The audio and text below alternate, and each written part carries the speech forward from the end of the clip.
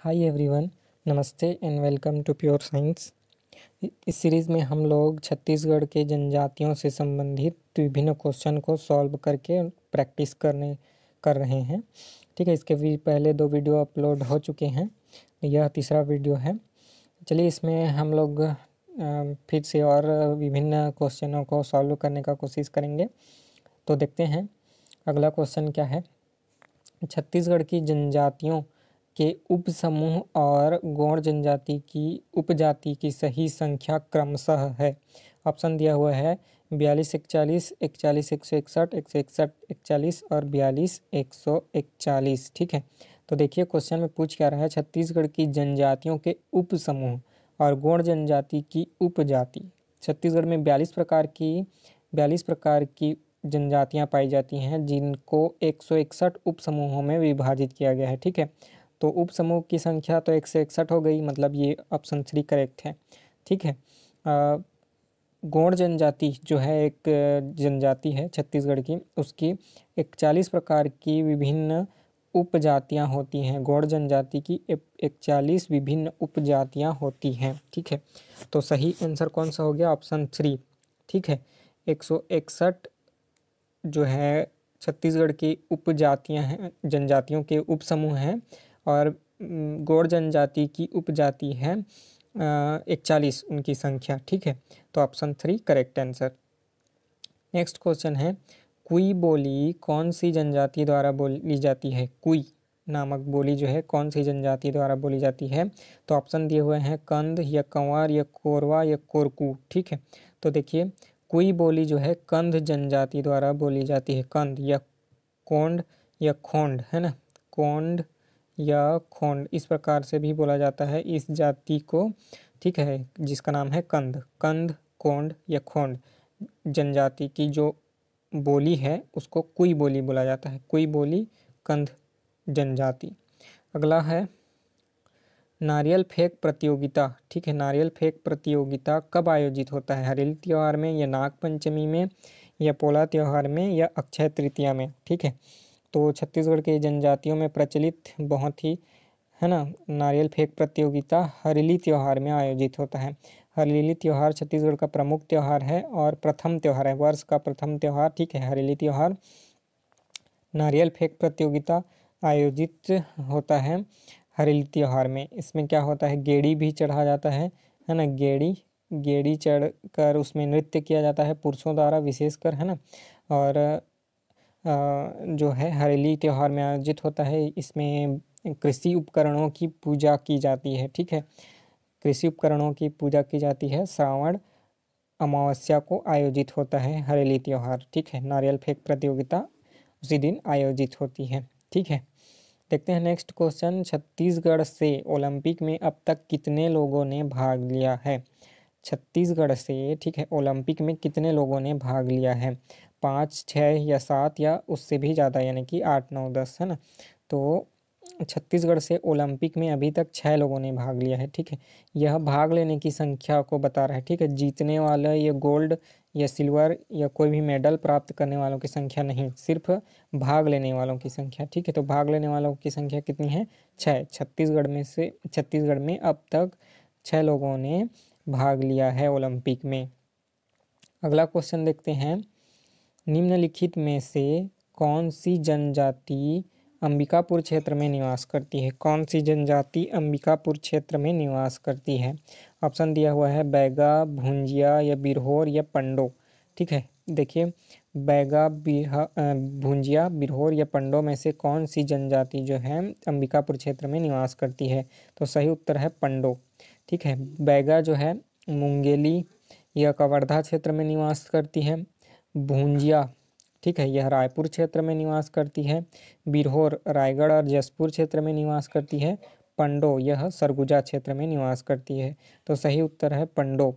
कौन सी जनजाति अंबिकापुर क्षेत्र में निवास करती है? बोलने से पंडो जनजाति जो है अंबिकापुर क्षेत्र में निवास करती है। ठीक है, देखते हैं नेक्स्ट क्वेश्चन। कूदरगढ़ महोत्सव कहाँ आयोजित होता है? कूदरगढ़ महोत्सव कहाँ आयोजित होता है? ऑप्शन दिया हुआ है बलरामपुर, सूरजपुर, कोरिया या सरगुजा। ठीक है, तो कूदरगढ़ महोत्सव कौन से जिले में आयोजित होता है? सरगुजा जिले में, ठीक है। सरगुजा जिले में आयोजित होता है कुदरगढ़ महोत्सव। कुदरगढ़ है ना, एक पुरातात्विक महत्व वाला स्थान है। यहाँ कुदरगढ़ महोत्सव आयोजित होता है सरगुजा जिले में, ठीक है। अगला क्वेश्चन देखते हैं।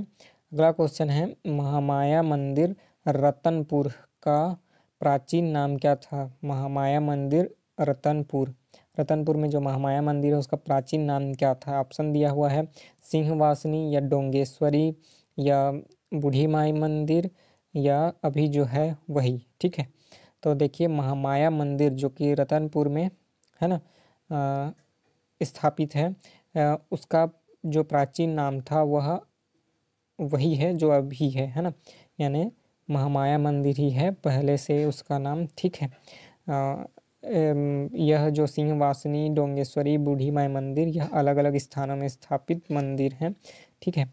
सिंहवासनी मंदिर, ठीक है, यह कोरबा जिले में है ना, चैतुरगढ़ में स्थापित है मंदिर, ठीक है। बूढ़ी माई मंदिर रायगढ़ जिले में है, ठीक है, और महामाया मंदिर रतनपुर जिले में, ठीक है। देखते हैं नेक्स्ट क्वेश्चन क्या है। माघ मड़ई मेला कहाँ आयोजित होता है? छत्तीसगढ़ में मड़ई मेला बहुत प्रचलित, विभिन्न प्रकार के मड़ई मेला होता है, ठीक है। अलग अलग महीने में अलग अलग स्थानों पर मड़ई मेला का आयोजन होता है। तो माघ महीने का यहाँ पर बोला जा रहा है स्पेशल, माघ महीने का जो मड़ई मेला है वह कहाँ आयोजित होता है? ऑप्शन दिए हुए हैं नारायणपुर, कांकेर, कोंडागांव या राजनांदगांव, ठीक है। तो माघ मड़ई मेला कहाँ आयोजित होता है? कांकेर जिले में, ठीक है। कांकेर जिले में माघ मड़ई मेला आयोजित होता है, ठीक है। और मड़ई मेला जो होता है वह नारायणपुर का मड़ई मेला ज़्यादा फेमस है। साधारण मड़ई मेला कहाँ आयोजित होता है तो पूछने से नारायणपुर में, ठीक है। और माघ मड़ई मेला कांकेर जिले में आयोजित होता है, ठीक है, ठीक है। देखते हैं नेक्स्ट क्वेश्चन। अगला क्वेश्चन है, जनजातीय कलाकार गेंदराम सागर का संबंध किस जिले से है? जनजातीय कलाकार गेंदराम सागर का संबंध किस जिले से है? जांजगीर चांपा या रायगढ़ या बस्तर या कोंडागांव, ठीक है। गेंदराम सागर जो है जनजातीय कलाकार हैं, इनका संबंध किस जिले से है? तो Janjgir Champa, option 1 correct answer है। जांजगीर चांपा से संबंधित हैं जनजातीय कलाकार गेंदराम सागर, ठीक है। जिस प्रकार से घड़वा कला बस्तर में, ठीक है, प्रचलित है, ढोकरा कला भी प्रचलित है, झारा कला रायगढ़ जिले से संबंधित है, ठीक है। उसी प्रकार से गेंदराम सागर जी भी एक जनजातीय कलाकार हैं जिनका संबंध किस जिले से है? जांजगीर चांपा जिले से है, ठीक है। अगला क्वेश्चन देखते हैं। सही कथन का चयन करना है, इसमें से बहुत सारे कथन जो दिए हुए हैं, सही कथन कौन सा है इसका चयन करना है, ठीक है। तो देखते हैं कथन क्या क्या दिए हुए हैं। पहला कथन है सरगुजा रियासत के राजा ब्राह्मण हैं। दूसरा कथन है चोरी वंश के शासकों ने छत्तीसगढ़ के पूरे भूभाग पर साधारण शासन किया। यह चोरी नहीं है, कलचूरी है, मिस्टेक हो गया है, ठीक है लिखने में। कलचूरी वंश के शासक है ना, कलचूरी वंश के शासकों ने पूरे छत्तीसगढ़ में है ना शासन किया, ठीक है। उसके बाद है कांकेर के रियासत के राजा ने संविधान निर्मात्री सभा में भाग लिया। कांकेर रियासत ना, ये कान के नहीं है, कांकेर रियासत के राजा ने, ठीक है, कांकेर रियासत के राजा ने संविधान निर्मात्री सभा में भाग लिया। यह चौथा कथन है रायगढ़ रियासत के राजा राजगोंड जनजाति से संबंधित थे। तो इसमें से सही कथन कौन सा है यही हमको पहचानना है, चुनना है। तो देखिए सरगुजा रियासत के राजा ब्राह्मण नहीं है, रक्सेल जाति से संबंधित हैं, ठीक है, रक्सेल वंश से संबंधित हैं, ब्राह्मण नहीं है, ठीक है। दूसरा यानी यह कथन गलत हो गया, ठीक है। दूसरा कलचूरी वंश के शासकों ने पूरे छत्तीसगढ़ पर शासन नहीं किया, सिर्फ मध्य छत्तीसगढ़ पर शासन किया, ठीक है, मध्य छत्तीसगढ़ यानी कि दुर्ग, रायपुर और बिलासपुर संभाग में ही शासन किया। ठीक है, सरगुजा संभाग में उनका शासन नहीं था और बस्तर संभाग में शासन नहीं था, यानी यह कथन भी गलत है। और कांकेर रियासत के राजा ने संविधान निर्मात्री सभा में भाग नहीं लिया। ठीक है, यह भी गलत है। कांकेर रियासत के राजा ने संविधान निर्मात्री सभा में भाग नहीं लिया था, उनके एक प्रतिनिधि ने भाग लिया था। ठीक है, और तीसरा, रायगढ़ रियासत के राजा राजगोड़ जनजाति से संबंधित हैं, यह कथन सही है। रायगढ़ रियासत के राजा जो हैं राजगोड़ हैं। ठीक है, अगला क्वेश्चन देखते हैं। आर्थिक रूप से सबसे समृद्ध जनजाति है, आर्थिक रूप से सबसे समृद्ध जनजाति कौन सा है, इसमें हम आपको बताना है। ठीक है, ऑप्शन दिए हुए हैं गोंड। ठीक है, गोंड जनजाति, उरांव जनजाति, भतरा जनजाति या इनमें से कोई नहीं। आर्थिक रूप से सबसे समृद्ध जनजाति कौन सा है?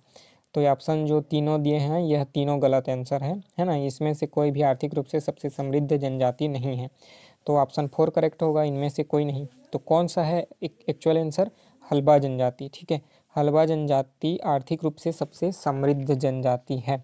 ठीक है, हल्बा जनजाति आर्थिक रूप से सबसे समृद्ध जनजाति है। नेक्स्ट क्वेश्चन देखें। महंत सर्वेश्वर दास स्मृति कप खेल के लिए किस खेल के लिए दिया जाता है? महंत सर्वेश्वर दास है ना स्मृति कप किस खेल के लिए दिया जाता है? ऑप्शन दिए हुए हैं लॉन टेनिस, हॉकी, क्रिकेट या फुटबॉल। ठीक है, 4 ऑप्शन दिए हुए हैं, बताना है आपको कि कौन से खेल के लिए महंत सर्वेश्वर दास स्मृति कप प्रदान किया जाता है।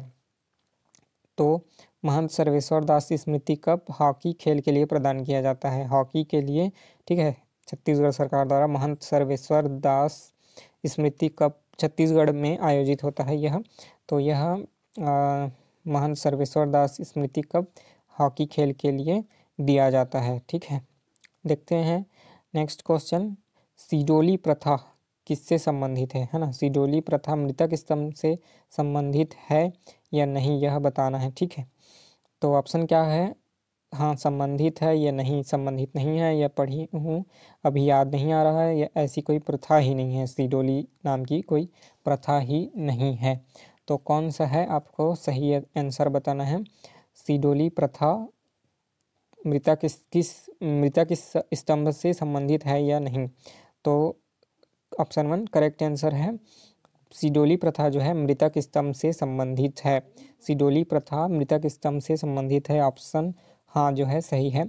लेकिन आपको कमेंट करके यह बताना होगा कि सिडोली प्रथा कौन सी जनजाति में प्रचलित है, गोंड जनजाति, उरांव जनजाति या दोरला जनजाति, या और कौन सी जनजाति में सिडोली प्रथा कौन सी जनजाति से संबंधित है, यह आपको कमेंट करके कमेंट बॉक्स में बताना है। ठीक है, तो बताइएगा सिडोली प्रथा कौन सी जनजाति से संबंधित है।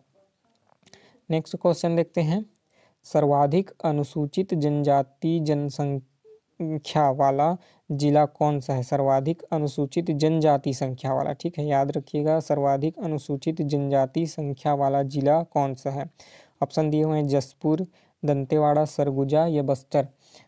सरगुजा, बस्तर, दंतेवाड़ा या जसपुर, इन चारों में से आपको सही आंसर चूज करना है। ठीक है, तो सर्वाधिक अनुसूचित जनजाति जनसंख्या वाला जिला है बस्तर। ऑप्शन 3 जो है करेक्ट है, सॉरी सरगुजा, ऑप्शन 3 करेक्ट है।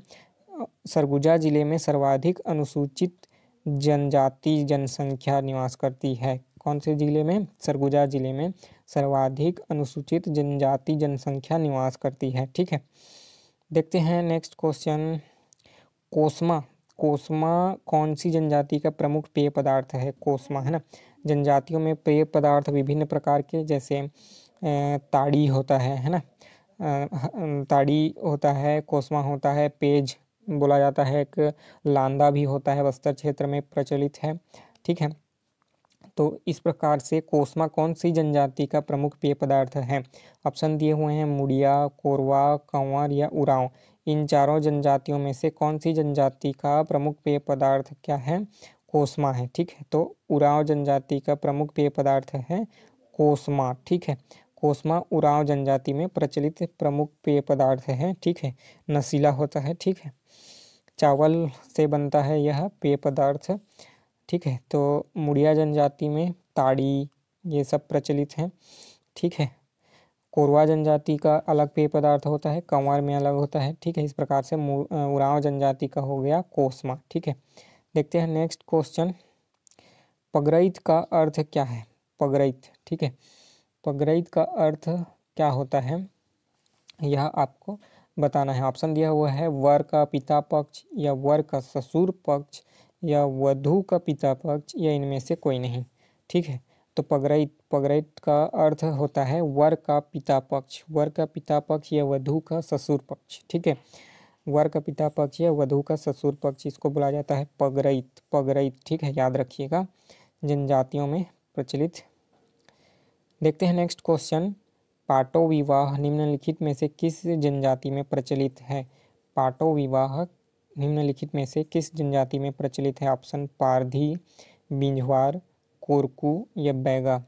बैगा जनजाति में, कोरकू जनजाति में या बिंझवार जनजाति में या पारधी जनजाति में पाटो विवाह प्रचलित है।